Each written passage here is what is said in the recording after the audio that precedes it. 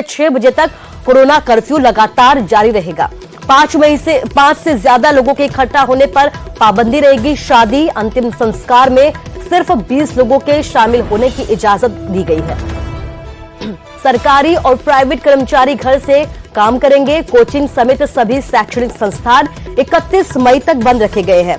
Cinema घर, mall complex, gym, swimming pool बंद रहेंगे। इसके साथ ही शराब के ठेके, बार और अहाते भी बंद रखे जाएंगे। सभी बैंक, एटीएम, इंश्योरेंस कंपनियां खुली रहेंगी। राशन के डिपो, दूध, सब्जी, फल, राशन की दुकानें खुली रहेंगी। इसके साथ ही दैनिक जरूरत की दुकानें शाम के 6 बजे तक खोली जाएंगी। होटल, रेस्टोरेंट्स और ढाबे शर्तों के साथ खोले जाएंगे। होम डिलीवरी करने वाली सेवाएं भी जारी रखी जाएंगी। ग्राम पंचायत स्तर पर कॉमन सर्विस सेंटर भी खोले जाएंगे। सीमेंट, सरिया समेत अन्य चीजें जो जरूरत की हैं वो भी खुली रहेंगी। इंटर स्टेट पब्लिक ट्रांसपोर्टेशन सेवाएं लगातार जारी रहेंगी। निजी वाहनों में 50% यात्री सफर कर पाएंगे। रेल और हवाई सेवाओं के लिए इस्तेमाल के लिए जरूरी होगा पंजीकरण। कृषि, बागवानी और पशुपालन से जुड़ी सभी सेवाएं जारी रखी जाएंगी। बाहरी राज्यों से आवाजाही के लिए हिमाचल के लिए भी ई पास पोर्टल पर रजिस्ट्रेशन जरूरी बताया गया है। तो कर्फ्यू लगाया गया और इसको लेकर सरकार ने अपील की है कि इसका सख्ताई से पालन किया जाए। रियायत भी दी है, लेकिन इसके साथ ही अपील की है कि लोग इस वक्त अपने घरों में रहें और सावधानी बरतें।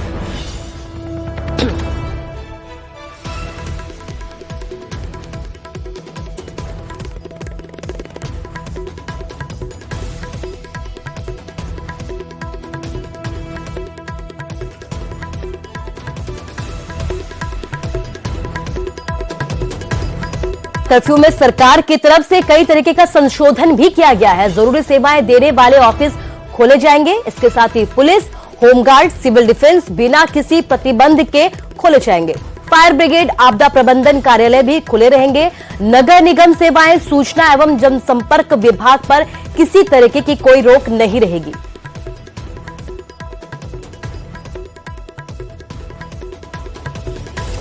तो कर्फ्यू तो लगाया गया है, कई तरह की रियायतें भी दी गई है, लेकिन इस बीच हिमाचल में कोरोना कर्फ्यू पर अब पुलिस सख्त हो गई है। अगर आपने नियम तोड़ा रियायतों के बावजूद तो आपके ऊपर हिमाचल में सख्त से सख्त कार्रवाई की जा सकती है। ट्रांसपोर्ट गाइडलाइंस की उल्लंघना पर आपका चालान होगा।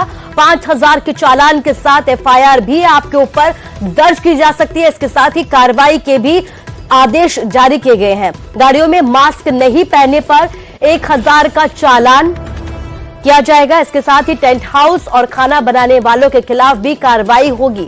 बाहरी राज्यों से फर्जी नेगेटिव रिपोर्ट लाने पर भी कार्रवाई की जा सकती है। सही तरीके से मास्क नहीं पहना अगर आपने और ऐसे ही बिना मास्क के आप नजर आते हैं तो आपके ऊपर 1,000 तक का जुर्माना हो सकता है। बिना मास्क एक बार चालान के बाद आपकी गिरफ्तारी होगी। दुकानों के बाहर सोशल डिस्टेंसिंग के लिए लगाने होंगे गोले। तो रियायतें दी गई हैं, लेकिन इस बीच हिमाचल सरकार ने सख्ताई के आदेश जारी किए हैं कि अगर इन रियायतों के बावजूद किसी ने भी नियमों को तोड़ा तो उनके ऊपर सख्त कार्रवाई की जाए, एफआईआर दर्ज की जाए, गिरफ्तारी ली जाए इन लोगों से। तो ऐसे निर्देश हिमाचल सरकार की तरफ से जारी किए गए हैं।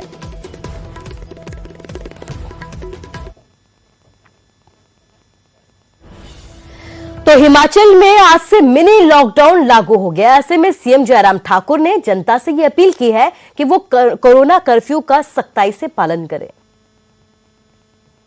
निवेदन है कि कोविड के संकट से सभी प्रदेशवासियों को बचाने के लिए हमने कोरोना कर्फ्यू लागू किया है। आप उसमें हमें अपना पूरा सहयोग दें, नियमों का उसमें पालन करें और निश्चित रूप से मैं इस बात को कह सकता हूं, यही एकमात्र रास्ता है कोविड से बचने के लिए, इस संकट से बाहर निकलने के लिए। मुझे पूरा भरोसा है कि आप सब लोग उसमें पूरा सहयोग देंगे। तो इसके साथ ही हिमाचल सरकार ने जारी की है कोरोना हेल्पलाइन। मुख्यमंत्री सेवा संकल्प हेल्पलाइन जारी की है। 1100 लॉन्च की गई है। सीएम जयराम ठाकुर ने यह हेल्पलाइन लॉन्च की है। सुबह 7 बजे से रात के 10 बजे तक आप इस हेल्पलाइन के जरिए मदद मांग सकते हैं हिमाचल सरकार के। इसके साथ ही कोरोना टेस्ट, एम्बुलेंस, दवाइयों और ऑक्सीजन इस हेल्पलाइन के जरिए आपको उपलब्ध करवाई जाएगी। हेल्पलाइन नंबर पर शिकायत भी दर्ज करवाई जा सकती है जहां पर भी आपको कोई परेशानी होती है। चिकित्सा ऑक्सीजन की निगरानी के लिए भी कंट्रोल रूम स्थापित किया गया है। ऑक्सीजन संबंधी मदद के लिए लैंडलाइन नंबर 0177262350 पर आप संपर्क कर सकते हैं। नियंत्रण कक्ष ऑक्सीजन की मांग, निगरानी और भंडारण संबंधी कार्य करेगा। तो इस हेल्पलाइन के जरिए आपको मदद दी जाएगी। हिमाचल के लोगों के लिए एक बेहद अहम जानकारी हिमाचल की तरफ से 1100 इस हेल्पलाइन का नंबर होगा जिस पर आप 24 घंटे मदद मांग सकते हैं, जिसके जरिए आपको एम्बुलेंस, टेस्ट, दवाइयों या फिर ऑक्सीजन की पूर्ति की जाएगी।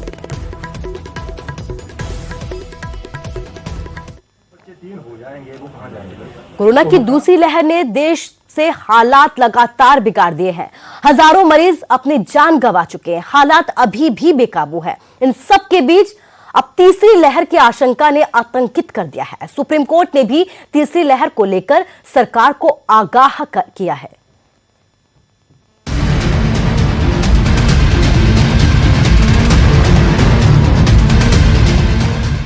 देश कोरोना महामारी की मार झेल रहा है।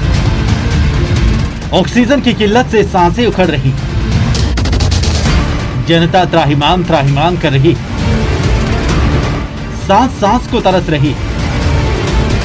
लोग गुहार लगाकर थक चुके हैं सरकार को, पर ऑक्सीजन की आफत कम नहीं हुई। ऑक्सीजन की कमी को लेकर सुप्रीम कोर्ट में आज फिर सुनवाई हुई। सुप्रीम कोर्ट ने केंद्र सरकार से कहा कि कोरोना की तीसरी लहर आना बाकी है। ऐसे में दिल्ली में ऑक्सीजन का संकट नहीं होना चाहिए। साथ ही कहा कि वैज्ञानिक कोरोना की तीसरी लहर की बात कह रहे हैं, उसमें बच्चों के प्रभावित होने की आशंका है। टीकाकरण अभियान में बच्चों के लिए सोचा जाना चाहिए। सुप्रीम कोर्ट ने केंद्र से कहा कि देश भर में ऑक्सीजन सप्लाई पर ध्यान देना चाहिए। साथ ही कहा कि ऑक्सीजन का ऑडिट करवाने और इसके अलॉटमेंट के तरीके पर फिर से विचार करने की जरूरत है। जस्टिस चंद्रचूड़ ने कहा कि घर पर इलाज करा रहे लोगों को भी ऑक्सीजन की जरूरत है। ऑक्सीजन की जरूरत आंकने का फॉर्मूला गलत है, फिर भी ये सच है कि हमें पूरे देश के लिए सोचना है। आज अगर हम तैयारी करेंगे तो कोविड का तीसरा फेज आने पर बेहतर तरीके से निपट सकेंगे। हमें इलेक्ट्रॉनिक आईसीयू पर भी विचार करना चाहिए। लाखों की संख्या में डॉक्टर और नर्स खाली। हमें कोरोना की आने वाली लहर के बारे में सोचकर चलना चाहिए। अगर आप पॉलिसी बनाते वक्त गलती करेंगे तो आप ही इसके लिए जिम्मेदार ठहराए जाएंगे। सुनवाई के दौरान सुप्रीम कोर्ट ने सवाल किया कि क्या अस्पतालों के पास ऑक्सीजन स्टोर करने की क्षमता है। कोर्ट पहले ही आदेश दे चुकी है कि केंद्र को 3 मई तक बफर स्टॉक तैयार रखना चाहिए। अदालत ने कहा कि अगर स्टॉक रहेगा तो पैनिक के हालात नहीं बन पाएंगे। सुप्रीम कोर्ट ने कहा कि आप ऑक्सीजन बढ़ाइए क्योंकि दिल्ली को 700 मीट्रिक टन देनी है। केंद्र का कहना है कि ऐसे में अन्य राज्यों में कटौती करनी होगी। जस्टिस चंद्रचूड़ ने टिप्पणी करते हुए केंद्र सरकार से कहा कि अगर आप पॉलिसी बनाने में कोई गलती करते हैं तो उसके लिए आप जिम्मेदार होंगे, हम नहीं। इसलिए हम पॉलिसी बनाने में नहीं जाएंगे। कुछ सालों के बाद हम चुनाव में खड़ा नहीं हुए। Bureau report, news 18 Haryana. और चलिए बात मौसम की करते हैं। उत्तर भारत के कई राज्यों में मौसम का मिजाज बदला बदला नजर आया। हिमाचल में भी अचानक से मौसम का मिजाज बदल गया। बारिश का दौर जारी है, वहीं तापमान में भी गिरावट दर्ज की गई है। अगले 1 सप्ताह तक हिमाचल में बारिश का दौर लगातार जारी रहेगा। फिलहाल मौसम साफ है, लेकिन कई जगहों पर बादल छाए हुए हैं। कांगड़ा की अगर बात की जाए तो यहाँ पर सामान्य से बेहद कम तापमान है। मई के महीने में फरवरी जैसे हालात हो गए हैं। धर्मशाला में आज 16 डिग्री सेल्सियस तापमान दर्ज किया गया है।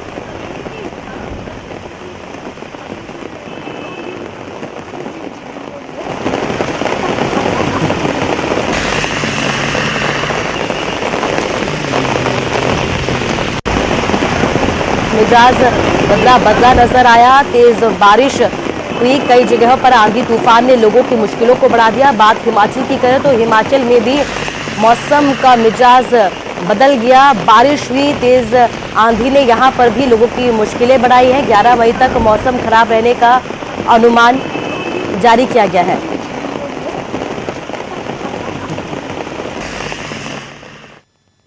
और हमारे साथ इस वक्त हमारे संवाददाता रणवीर सिंह शिमला से और विचित्र शर्मा धर्मशाला से लाइव जुड़ गए हैं।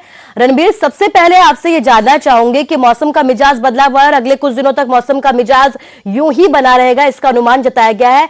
अभी क्या कुछ अपडेट है, कैसा है मौसम का मिजाज वहां पर?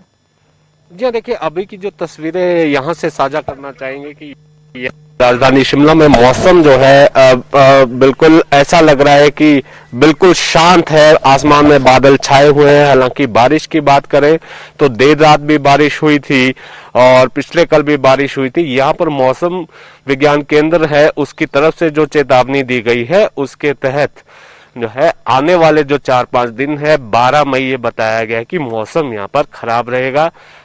सबसे परेशानी वाली बात जो है वो किसानों को है, बागवानों को है। जो आजकल टमाटर की फसल है उसको काफी सारा नुकसान हुआ है। ये भी जानकारी जो है अलग अलग जगहों से हिमाचल से निकल कर आ रही है। और ये भी जिस तरह से ये देखा गया था कि पिछले 22 और 23 अप्रैल को जिस तरह से मौसम कहर बनकर टूटा था, वो स्थिति यहाँ पर पैदा हो सकती है। क्योंकि आने वाले जो 2 दिन है उसमें हिमाचल में येलो अलर्ट जारी किया गया है, जिसके तहत कुछ स्थानों पर जो है भारी बारिश हो सकती है, तेज हवाएं चल सकती हैं, ओलावृष्टि हो सकती है। तो तापमान में भी काफी गिरावट है। इस लिहाज से देखा जाए तो यहाँ शिमला का जो मौसम है वो उसमें थोड़ी ठंडक जरूर है।